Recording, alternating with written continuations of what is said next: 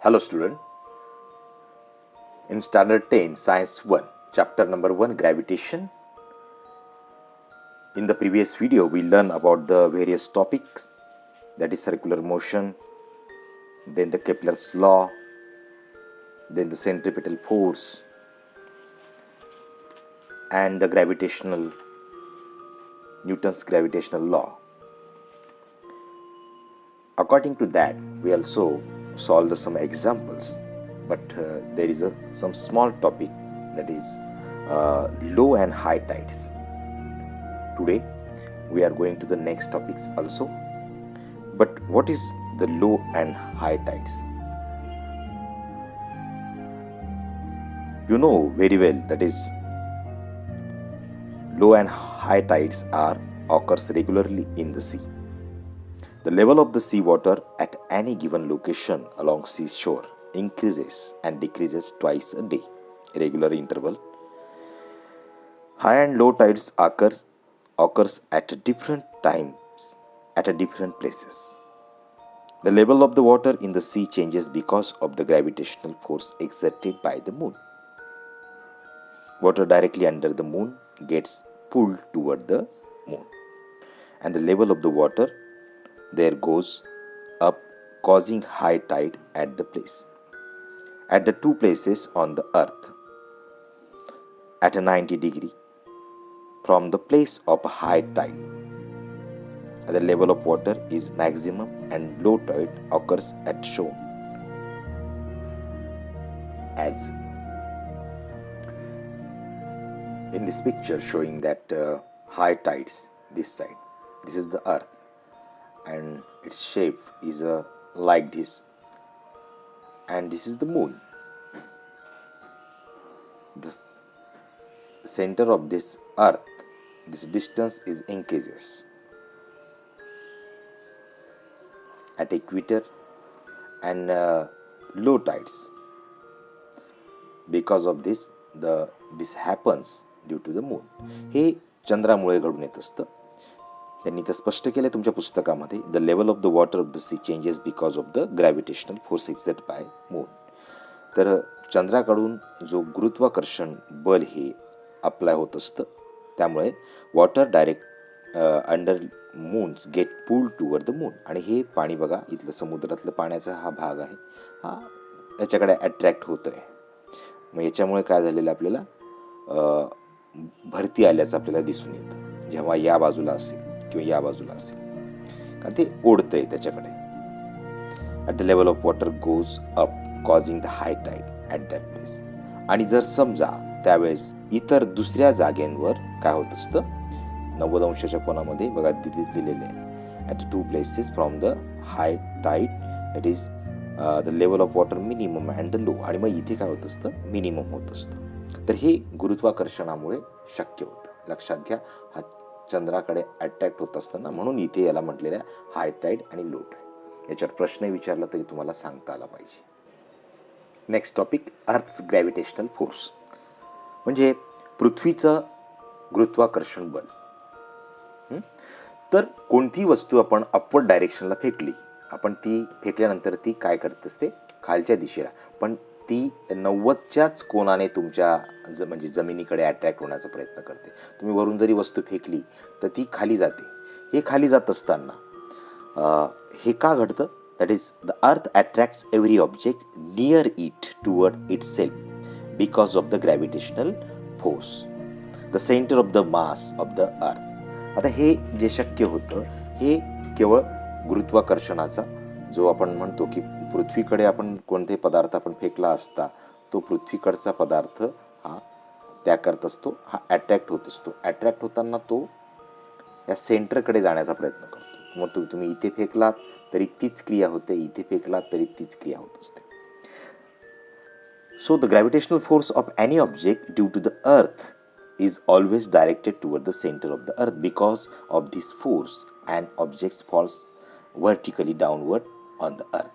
Similarly, when we throw a stone vertically upward, जेव्हा तुम्ही दगड वरती फेकता तेव्हा सुद्धा हे घडून येतं. एखाद्या आकाशामध्ये जमिनीवरून तुम्ही इकडे फेकलात तर तो वरतीच राहत नाही किंवा तो तरंगून राहत नाही.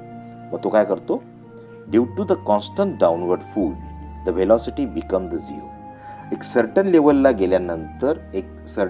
गेल्यानंतर त्याची जी व्हेलॉसिटी असेल ती व्हेलॉसिटी काय होते, झिरो होऊन जाते. झिरो झाल्यानंतर तिथून त्याचं वेग हा व्हेलॉसिटी काय थांबून जातो तो पदार्थाचा, मग तो त्याची दिशा जी आहे ती डाऊनवर्ड व्हायला सुरुवात होत असते.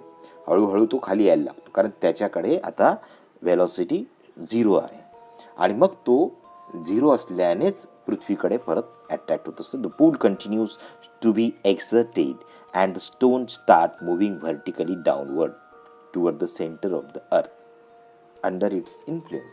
आणि म्हणूनच त्या पृथ्वीच्या प्रभावामुळे ते जमिनीकडे येण्याचा प्रयत्न करत असतं. तर यालाच आपण अर्थचा ग्रॅव्हिटेशनल फोर्स असं म्हणतो. यावर आता उदाहरण बघा. आपण मागचं जे उदाहरण पाहिलं होतं, काही सॉल्व्ह केलेले एक्झाम्पल्स बघूया. त्या उदाहरणामध्ये आपण पाहिलं, मागच्या त्याच उदाहरणाला त्यांनी कंटिन्यू केलेलं आहे. Calculate the gravitational force due to the earth's on Mahindra in and the earlier example. आता जो महिंद्राचा कॅल्क्युलेट करूया आपण ग्रॅव्हिटेशनल फोर्स काय आहे. द मास ऑफ द अर्थ always 6 × 10⁻24 kilogram. Radius of the earth is, he constant आहे, लक्षात घ्या. कुठेही संपूर्ण वर्ल्डमध्ये अर्थची रेडिएशन ही अप्रॉक्सिमेटली काढलेली आहे. ही काही कोणी जाऊन मीटर पट्टी लावून ती मोजलेली नाही, पण ही लक्षात ठेवा, पाठ करून ठेवायची. द 6.4 × 10⁻6 मीटर ही रेडियस आहे. म्हणजे पृथ्वीचं जे आपण म्हणू की कशा पद्धतीने एखादा रेडियस असेल तर तो रेडियसचा भाग याच्यामध्ये घेता येईल. त्यानंतर तो महिंद्राज मास M2, महिंद्राचं वजन आहे 75 किलोग्राम. आणि मग gravitation 6.67 × 10⁻⁻11 newton metre square per kilogram square. Using the force, आपण आता या फोर्सच्या विषयी आपण बघूया.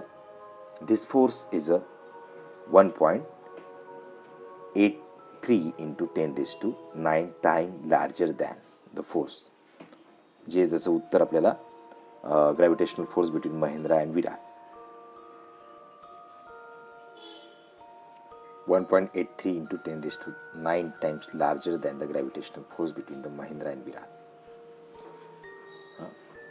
तो G ही weight, mass 1, mass 2, 6 × 10⁻24 that is the mass of the अर्थ. हे मास ऑफ द अर्थ आहे, त्याचं वजन आहे. आणि हे ग्रॅव्हिटेशन आहे r² म्हणजे त्याचं रेडियस, त्याचा वर्ग तो दिला. हे संपूर्ण कॅल्क्युलेट केल्यानंतर आपल्याला मिळतं न्यूटन. त्याचं बल दाखवतं, न्यूटनमध्ये व्यक्त होत असतं, ते 733 न्यूटन. तर हे ग्रॅव्हिटेशनल फोर्स आहे due to the earth on Mahindra in earlier example. त्याचं जो वजन आहे ते ग्रॅव्हिटेशनल फोर्सच्या अनुसार त्यांनी काढलेलं आहे की त्याचं महिंद्रामुळे आपल्याला 733 न्यूटन या पद्धतीने वजन हे दिसून येत असतं, त्याचा फोर्स दिसून येतो. Starting from the rest, what will be the Mahindra's velocity after 1 second if the fallen due to the gravitational force on the earth. Starting from the rest म्हणजे काय,